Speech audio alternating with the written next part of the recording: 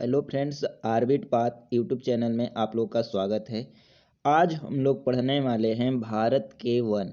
और इसके पहले हम लोग क्या पढ़ रहे थे, भारत की जलवायु पढ़े थे और भारत के भूगोल में सारे टॉपिक हम लोग क्लियर किए हैं वन लाइनर के फॉर्मेट में। और विश्व का भूगोल भी साथ ही में चल रहा है और पॉलिटी भी। और आज से एक क्लास विज्ञान का भी हुआ है जिसमें यूनिट मात्रक और इकाई हमने डाल दिया है। तो सबका लिंक डिस्क्रिप्शन में मिल जाएगा, आप लोग जाकर देख लेना। ठीक है, आज जो हम लोग पढ़ने वाले हैं वो पढ़ेंगे भारत के वन। तो पहला जो क्वेश्चन है कि राष्ट्रीय वन नीति के अनुसार पर्यावरण की दृष्टि से कम कितने प्रतिशत क्षेत्रों पर वन का आवरण आवश्यक है। यानी क्वेश्चन कहना चाह रहा है कि राष्ट्रीय वन नीति जो है हर 3 साल पर जारी होती है। ठीक है, उसके अनुसार अगर भारत के किसी भी क्षेत्र में देखा जाए, किसी भी राज्य में देखा जाए तो 33% कम से कम कितने वनों की आवश्यकता है, 33%। उस राज्य के क्षेत्रफल का कितना, 33%। ठीक है, ये याद रहना आपको अति आवश्यक है कि किसी भी राज्य का, किसी भी क्षेत्र का, उसका वन, उस राज्य में वन कितना होना चाहिए, 33%, उस क्षेत्रफल का 33%। अगला जो क्वेश्चन है कि केंद्र सरकार द्वारा वन नीति की घोषणा किस वर्ष की गई थी। तो जो केंद्र सरकार है वह नई वन नीति की घोषणा करती है। उसके द्वारा नई वन नीति की जो घोषणा की गई थी 1988 में की गई थी। कब की गई थी, 1988 में। वर्ष याद रखना, 1988 में नई वन नीति की घोषणा। अगला जो क्वेश्चन है कि भारतीय वन सर्वेक्षण विभाग का मुख्यालय कहाँ स्थित है। तो क्वेश्चन पूछता है भारतीय वन सर्वेक्षण विभाग का मुख्यालय कहाँ है। तो देहरादून में। कहाँ है दोस्तों, देहरादून में। तो भारतीय वन सर्वेक्षण विभाग का मुख्यालय कहाँ है, देहरादून में। बहुत इंपॉर्टेंट क्वेश्चन है क्योंकि बार बार क्वेश्चन पूछा गया है। तो भारतीय वन सर्वेक्षण विभाग का मुख्यालय देहरादून में है। कहाँ, देहरादून में, याद रखेंगे। अगला क्वेश्चन है कि भारतीय वन सर्वेक्षण पूछे या अगला क्वेश्चन है भारतीय वन अनुसंधान संस्थान, यानी वन सर्वेक्षण विभाग पूछे या वन अनुसंधान संस्थान पूछे, वो कहाँ है। तो देहरादून में है। कहाँ, देहरादून में, याद रखना। और देहरादून कहाँ है, तो उत्तराखंड में। उत्तराखंड की राजधानी क्या है, देहरादून। तो देहरादून उत्तराखंड में है और उत्तराखंड में क्या है, भारत का वन अनुसंधान संस्थान। ठीक है, अगला क्वेश्चन है कि राष्ट्रीय पर्यावरण शोध संस्थान, जिसे NERI कहते हैं, कहाँ स्थित है। तो राष्ट्रीय पर्यावरण शोध संस्थान कहाँ स्थित है, तो नागपुर में। जो नीरी है वो कहाँ है, राष्ट्रीय पर्यावरण शोध संस्थान, तो कहाँ है, नागपुर में। याद रखेंगे दोस्तों, नागपुर में क्या है, तो राष्ट्रीय पर्यावरण शोध संस्थान है। ठीक है, जो अगला क्वेश्चन है भारत में वृक्षारोपण उत्सव, जिसे वन महोत्सव के नाम से जाना जाता है, के जन्मदाता हैं। तो जो भारत में वृक्षारोपण उत्सव है जिसे वन महोत्सव माना जाता है, उसके जन्मदाता कौन है, KM मुंशी। कौन है, KM मुंशी। दोस्तों पूरा वीडियो देखा करो। और अगर आप इस वीडियो का आपको लाभ बता दे रहे हैं, अगर दोस्तों आप कोई कार्य भी कर रहे हैं तो कान में अपना ईयरफोन, ईयरबड्स लगाकर भी सुन सकते हो, आपको यह क्वेश्चन रिपीट होगा और काम में आएगा। अगला क्वेश्चन है कि वन रोपण प्रक्रिया है, वन रोपण किसे कहा जाता है। तो पेड़ लगाने की जो प्रक्रिया है उसे क्या कहा जाता है, वनारोपण। तो आपको मालूम ही होगा। अगला जो क्वेश्चन है, देश के कुल क्षेत्रफल के कितने भूभाग पर वनों का आवरण है। तो यह डाटा जो है 21.05%, ये हर 3 साल पर बदलता रहता है। जो नई वन नीति है, वन नीति के अनुसार हर 3 साल पर इसकी क्या की जाती है, इसकी जो आपका क्षेत्रफल पर कितने भूभाग का आवरण है, इसकी जारी की जाती है, रिपोर्ट जारी की जाती है। तो ये हर 3 साल पर बदलता रहता है। तो ये पुराना होगा, नए में 24 या 30% के लमसम में है। ठीक है, याद रखना। अगला क्वेश्चन है 24 से 30%। अगला क्वेश्चन है कि पश्चिमी हिमालय संस्थान प्रदेश के प्रमुख संसाधन कौन हैं, तो वन है। अगर पश्चिमी हिमालय संसाधन प्रदेश के प्रमुख संसाधन क्या हैं, तो वन है। अगला क्वेश्चन है कि किस राज्य के कुल भौगोलिक क्षेत्रफल के सबसे कम भाग पर वनों का विस्तार पाया गया है।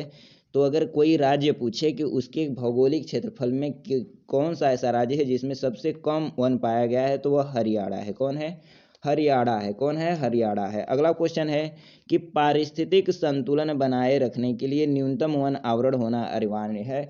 यानी फिर से पहला क्वेश्चन आ गया कि अगर पारिस्थितिक संतुलन बनाए रखना है, जीवन की प्रक्रिया को सही सुचारू ढंग से चलाने के लिए क्या करना चाहिए। अगर वन का प्रतिशत पूछे तो 33% भूभाग पर क्या होना चाहिए, वन होना चाहिए।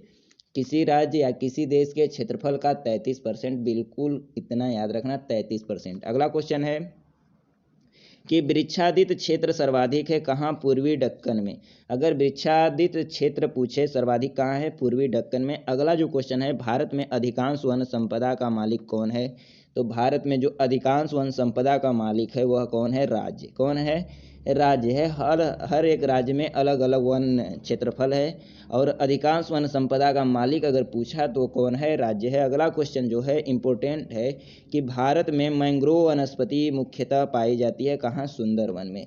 अगर भारत में पूछे मैंग्रोव वनस्पति, जो इम्पोर्टेंट क्वेश्चन हो जाता है, बहुत बार पूछा गया है कि मैंग्रोव वनस्पति कहाँ पाई जाती है? सुंदरवन में। और क्वेश्चन ऐसे भी आता है कि सुंदरवन में कौन सी वनस्पति पाई जाती है? तो मैंग्रोव वनस्पति बोलेंगे। क्या बोलेंगे? मैंग्रोव वनस्पति। ठीक है। जो अगला क्वेश्चन है कि नीलगिरी पहाड़ियों में पेड़ की सामान्य जाति क्या है? टीक या सागौन। तो नीलगिरी पहाड़ियों में पेड़ की सामान्य जाति क्या है? टीक या सागौन। ठीक है। अगला क्वेश्चन है कि भारत में अति सघन वनों का सर्वाधिक क्षेत्र किस राज्य में है? यानी सबसे सघन वृक्ष किस राज्य में पाए जाते हैं? तो अरुणाचल प्रदेश में। किस राज्य में दोस्तों? अरुणाचल प्रदेश में अति सघन वृक्ष पाए जाते हैं। अगला जो क्वेश्चन है कि किसे वैश्विक विरासत का वन माना जाता है? तो किसे वैश्विक विरासत का वन माना जाता है? तो सुंदरवन जो पश्चिम बंगाल में है उसे क्या माना जाता है? वैश्विक विरासत का वन माना जाता है। अगला जो क्वेश्चन है कि भारत के राज्यों में, क्या कह रहा है कि भारत के राज्यों में से किसमें सागौन का वन पाया जाता है? तो मध्य प्रदेश में क्या पाया जाता है?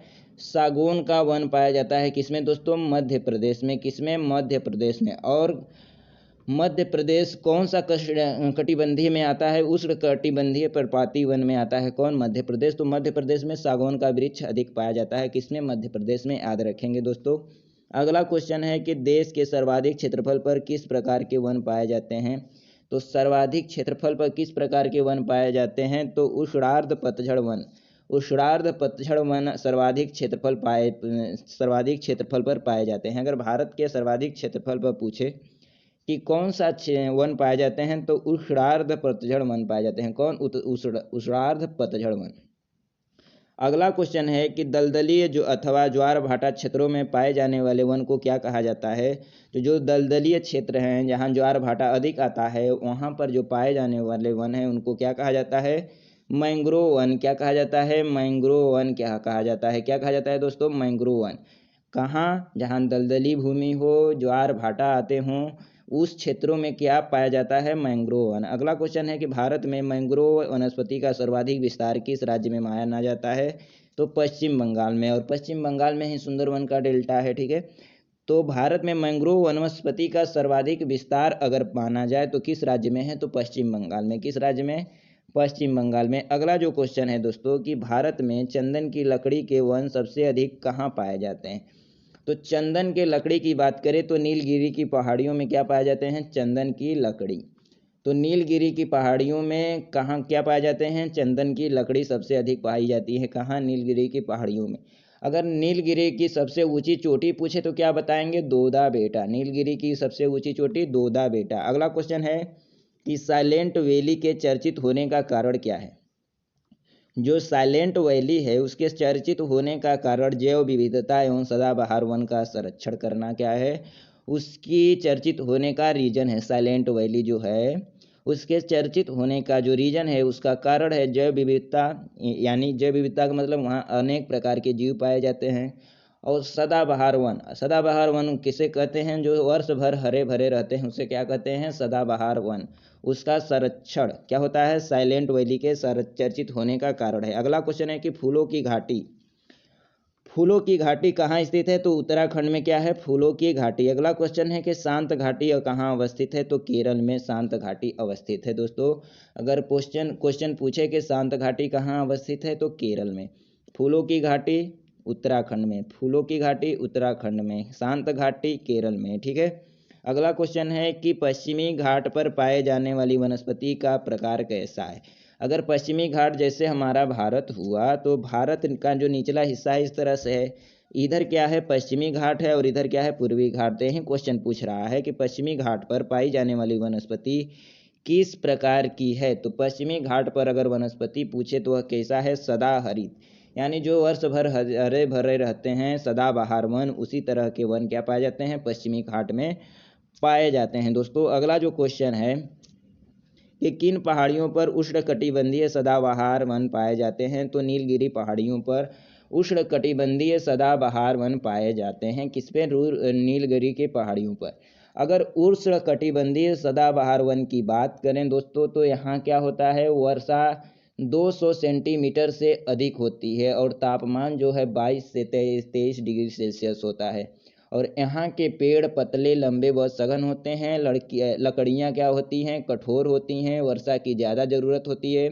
और क्या यहाँ जैसे वृक्ष कौन कौन होते हैं, तो रोजवुड, आयरनवुड, महोगनी, आबनूस, यह क्या रहते हैं, ये वृक्ष यहाँ पर पाए जाते हैं। और वन जो है वर्ष भर हरे भरे भी रहते हैं। तो इसका यही क्या है, इसकी यही विशेषता है जो अभी बताए हैं, क्या कि वर्षा 200 सेंटीमीटर से अधिक होती है। ठीक है, तापमान कितना होता है, 22 से 23 डिग्री सेल्सियस।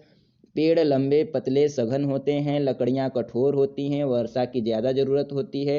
जो पेड़ हैं रोजवुड, आयरनवुड, महोगनी, आबनूस, ये सब क्या हैं, पेड़ होते हैं। एक किसका बता रहे हैं, उष्णकटिबंधीय सदाबहार वन। ठीक है, या सीधे कहा जाए सदाबहार वन। अगला क्वेश्चन है कि कौन सा राज्य शहतूत रेशम उत्पादित करता है, तो कर्नाटक जो राज्य है वह क्या करता है, शहतूत रेशम उत्पादित करता है। अगला क्वेश्चन है कि गंगा ब्रह्मपुत्र के डेल्टाई क्षेत्रों में किस वृक्ष की अधिकता के कारण इसे सुंदर वन कहा जाता है, तो सुंदरी वृक्ष जो है उसकी अधिकता है, इसलिए इसे क्या कहा जाता है, सुंदर वन कहा जाता है। जो गंगा ब्रह्मपुत्र का डेल्टाई क्षेत्र है, गंगा ब्रह्मपुत्र का डेल्टाई क्षेत्र, वहाँ किस प्रकार की वृक्ष हैं, सुंदरी वृक्ष। ठीक है, इसलिए उसे क्या कहा जाता है, सुंदर वन कहा जाता है।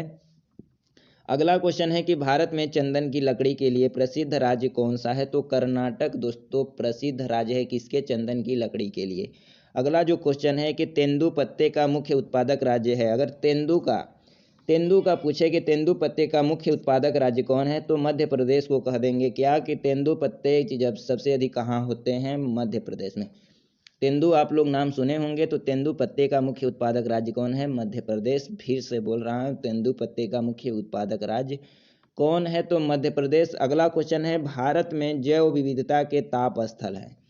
तो भारत में पूछे कि जैव विविधता, जहाँ जीवों की अनेक प्रजातियां पाई जाती हैं उसे जैव विविधता कहा जाता है। तो भारत में जैव विविधता के ताप स्थल हैं पूर्वी हिमालय व पश्चिमी घाट। जो पूर्वी हिमालय है और पश्चिमी घाट बताएं, इसके पहले पश्चिमी घाट और पूर्वी हिमालय में जैव विविधता का अधिक मात्रा में जैव विविधता पाई जाती है। अगला क्वेश्चन है भोजपत्र कहाँ मिलता है, तो भोजपत्र वृक्ष का नाम सुना होगा आप लोगों ने। भोजपत्र वृक्ष कहाँ मिलता है, तो हिमालय में भोजपत्र वृक्ष मिलता है। ठीक है, भोजपत्र वृक्ष कहाँ मिलता है, तो हिमालय में। ठीक है दोस्तों, अगला क्वेश्चन है लीसा प्राप्त होता है, तो लीसा प्राप्त होता है चीड़ के वृक्ष से। लीसा जो प्राप्त है, लीसा अगर लीसा की बात करें तो कहाँ से प्राप्त होता है, चीड़ के वृक्ष से। अगला जो क्वेश्चन है वो कह रहा है सागौन तथा साल किसके उत्पाद हैं, तो सागौन और साल कहाँ उत्पादित होते हैं, तो उष्णकटिबंधीय पर्णपाती वन। ठीक है, पर्णपाती वन, कहाँ, उष्णकटिबंधीय पर्णपाती वन, क्या, पर्णपाती वन, उष्णकटिबंधीय पर्णपाती वन में क्या पाए जाते हैं, सागौन और साल। तो उष्णकटिबंधीय पर्णपाती वन की बात करें तो यहाँ जो वर्षा होती है 150 से 200 सेंटीमीटर।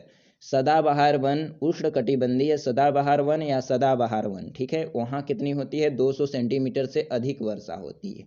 लेकिन उष्णकटिबंधीय पर्णपाती वन की बात करें तो यहाँ 150 से 200 सेंटीमीटर वर्षा होती है।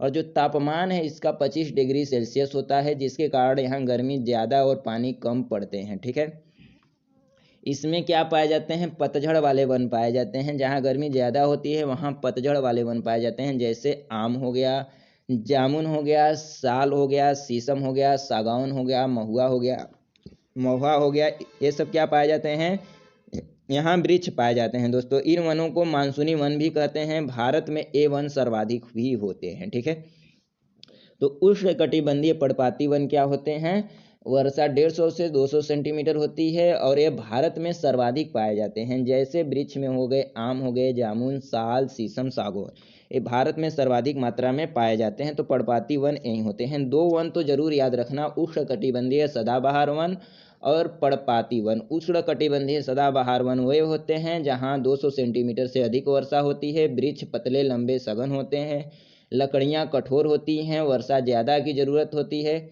और इसमें क्या होता है, रोजवुड, आयरनवुड, महोगनी, आबनूस आदि पेड़ पाए जाते हैं। वर्ष हरे भरे रहते हैं। और दूसरा है उष्णकटिबंधीय पर्णपाती वन। 150 से 200 सेंटीमीटर वर्षा होती है। तापमान 25 डिग्री सेल्सियस जैसे ज़्यादा होता है। वर्षा कम होती है। पतझड़ वाले वन पाए जाते हैं जैसे आम, जामुन, साल, शीशम, सागौन, महुआ इत्यादि। ये वर्ष मानसूनी वन कहते हैं, इन्हें मानसूनी वन भी कहते हैं। और ये क्या होते हैं, ये भारत में सर्वाधिक पाए जाते हैं। ठीक है दोस्तों, अगला जो क्वेश्चन है कि निम्नलिखित में से किसको सुमेलित नहीं किया जा सकता, यानी इसमें से जो 4 ऑप्शन दिए हैं वो कौन सुमेलित नहीं है। तो सुंदरवन पश्चिम बंगाल में है। क्वेश्चन इंपोर्टेंट है। सुंदरवन पूछता है कहाँ है, तो पश्चिम बंगाल में। भीतरकनिका कहाँ है, भीतरकनिका राष्ट्रीय उद्यान है, वो कहाँ है, उड़ीसा में है। पीचवरम कहाँ है, तमिलनाडु में। कहाँ है, तमिलनाडु में। ये सब सही है। और वेम्बनाड कहाँ है, तो केरल में है। कहाँ है, केरल में, ना कि कर्नाटक में। तो ये गलत हो गया। तो वेम्बनाड, अष्टमुदी ये सब झील हैं, कहाँ हैं, केरल में। पीचवरम कहाँ है, तमिलनाडु में। नाम से स्पष्ट हो रहा है, पीचवरम तमिलनाडु में। भीतरकनिका राष्ट्रीय उद्यान उड़ीसा में है। भीतरकनिका राष्ट्रीय उद्यान कहाँ है, उड़ीसा में। और सुंदरवन तो आप लोग जानते ही होंगे कहाँ है, पश्चिम बंगाल में। कहाँ, पश्चिम बंगाल में। जो अगला क्वेश्चन है हमारा वो कह रहा है कि सामाजिक वानिकी में प्रयुक्त बहुउद्देशीय वृक्ष का एक उदाहरण है। अगर क्वेश्चन बोल रहा है कि सामाजिक वानिकी में प्रयुक्त बहुउद्देशीय वृक्ष का एक उदाहरण क्या है, तो खेजरी। खेजरी क्या है, सामाजिक वानिकी में प्रयुक्त बहुउद्देशीय वृक्ष का एक उदाहरण है। अगला क्वेश्चन है कि लंबी जड़ों और नुकीली कांटों अथवा शूल युक्त झाड़ियों और लघु वृक्षों वाले आरक्षित व अवरुद्ध वन सामान्य रूप से पाए जाते हैं। तो यह क्वेश्चन बड़ा जटिल है। क्या पूछ रहा है, लंबी जड़ें, नुकीली कांटे अथवा शूल युक्त झाड़ियों। कुल मिलाकर यह कांटे युक्त पेड़ों की बात कर रहा है। लंबी जड़ हैं, नुकीली कांटे हैं, शूल युक्त झाड़ी है और लघु वृक्ष हैं वाले जो आरक्षित अवरुद्ध वन सामान्य रूप से कहाँ पाए जाते हैं। तो इस प्रकार के वन पश्चिमी आंध्र प्रदेश में पाए जाते हैं। कहाँ, पश्चिमी आंध्र प्रदेश में। ठीक है दोस्तों, अगला जो क्वेश्चन आया है ये सब देख लो कि भारत में वन महोत्सव कब मनाया जाता है। तो वन महोत्सव जो है जुलाई के प्रथम सप्ताह में भारत में वन महोत्सव मनाया जाता है। अगला क्वेश्चन है कि फॉरेस्ट रिसर्च इंस्टीट्यूट कहाँ रिजर्व स्थित है। तो फॉरेस्ट रिसर्च इंस्टीट्यूट की बात करें तो देहरादून उत्तराखंड में है। देहरादून में वन अनुसंधान संस्थान केंद्र भी है। कहाँ, देहरादून। वन से सर्वाधिक क्वेश्चन कहाँ आते हैं, तो सर्वाधिक क्वेश्चन मिलेंगे आपको उत्तराखंड, देहरादून में ही। अगला क्वेश्चन है कि भारतीय वन सर्वेक्षण का कार्यालय भी कहाँ है, देहरादून। ठीक है।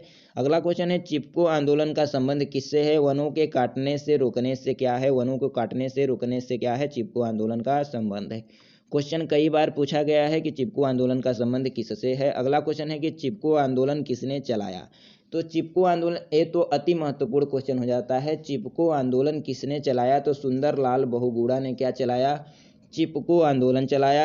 अगला क्वेश्चन है केंद्र सरकार ने नई वन नीति की घोषणा कब की थी। तो 1988 में केंद्र सरकार ने नई वन नीति की घोषणा की थी, जिसके अनुसार हर 3 साल में वन नीति अपनी क्या करती है, रिपोर्ट जारी करती है, जिसमें ये बताती है कि वन कहाँ, कितना, कैसे, कब, कितना विकास हो रहा है। वन के बारे में सारी रिपोर्ट 3 साल में क्या करती है, निकालती है। कौन, नई वन नीति। अगला जो क्वेश्चन है कि राष्ट्रीय पर्यावरण शोध संस्थान कहाँ है। तो राष्ट्रीय पर्यावरण शोध संस्थान की बात करें तो नागपुर महाराष्ट्र में है। जो कि जो इम्पोर्टेंट है उसको बॉक्स में करके दे दिया है। बहुत इंपॉर्टेंट है, बहुत बार क्वेश्चन पूछे गए हैं। अगला जो क्वेश्चन है कि Indian institute of forest management की स्थापना कब और कहाँ की गई थी। यह क्वेश्चन क्या कह रहा है कि Indian institute of forest management की स्थापना कब और कहाँ की गई। तो 1981 में भोपाल में। 1981 में भोपाल में। ठीक है, 1981 में भोपाल में। तो दोस्तों आज के लिए बस इतना ही। अगला जो क्वेश्चन आपका वेरी वेरी वेरी इंपॉर्टेंट होगा, भारत के राष्ट्रीय उद्यान। ठीक है, तो भारत के राष्ट्रीय उद्यान, पक्षी विहार एवं वन्य जीव अभ्यारण्य, इस टॉपिक को आपको पढ़ना अति आवश्यक है, क्योंकि इससे क्वेश्चन बार बार पेपर में आ रहे हैं और आते रहेंगे। तो आज का जो टॉपिक होता है वो होता है समाप्त। तो दोस्तों अगर वीडियो आपको अच्छा लगा हो, लाइक, सब्सक्राइब, शेयर कर दो। ठीक है, धन्यवाद।